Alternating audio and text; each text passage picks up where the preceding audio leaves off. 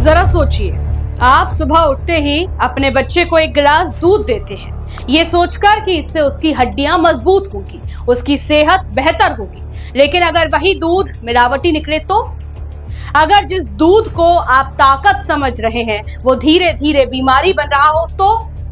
पंजाब से आई एक रिपोर्ट ने अब हर घर की टेंशन बढ़ा दी है। सरकार के खास अभियान में लिए गए 204 दूध के सैंपलों में से 68 सैंपल फेल पाए गए हैं, यानी हर 3 में से 1 दूध का सैंपल खराब। और सबसे चौंकाने वाली बात यह है कि एक सैंपल को तो अनसेफ यानी इंसानों के लिए खतरनाक या फिर जहर घोषित कर दिया गया है।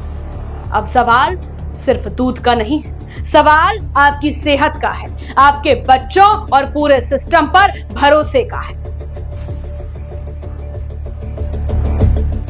लेकिन अगर बात करें जांच में क्या क्या सामने आया, दरअसल पंजाब में खाद्य सुरक्षा विभाग और food safety and standards authority of India यानी फसाई के दिशा निर्देशों के तहत एक विशेष जांच अभियान चलाया गया। फसाई यानी food safety and standards authority of India वो सरकारी संस्था जिसकी जिम्मेदारी है देश में खाने पीने की चीजों की गुणवत्ता और सुरक्षा की जांच करना। इस अभियान के दौरान पंजाब के अलग अलग जिलों से दूध के 204 सैंपल लिए गए। जब इन सैंपलों की लैब में जांच हुई तो रिपोर्ट ने सबको चौंका दिया। 68 सैंपल तय मानकों पर फेल पाए गए। कई सैंपलों में गुणवत्ता बेहद खराब मिली और एक सैंपल को अनसेफ तक घोषित किया गया, यानी वो दूध इंसानी सेहत के लिए खतरनाक माना गया। अब सिर्फ दूध ही नहीं, पनीर और दूसरे डेयरी प्रोडक्ट्स की भी जांच शुरू कर दी गई है। अब सवाल ये है कि आखिर दूध में ऐसा क्या मिलाया जाता है जिससे वो खतरनाक बन जाता है।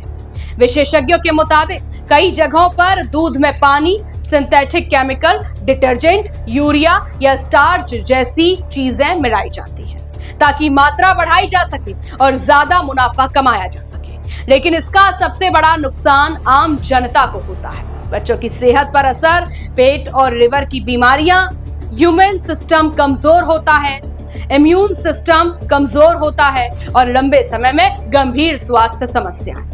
यानी ये सिर्फ मिलावट नहीं, सीधे लोगों की जिंदगी के साथ खिलवाड़ है।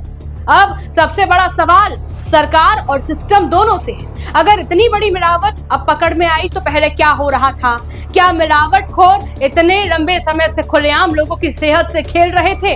और अगर हाँ, तो उन पर सख्त कार्रवाई कब होगी?